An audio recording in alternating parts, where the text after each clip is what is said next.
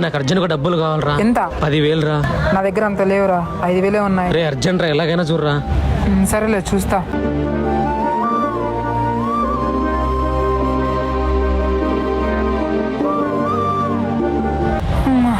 వేసినా చూసుకోరా. వచ్చినాయిరా, థ్యాంక్స్ రా. సరేలే.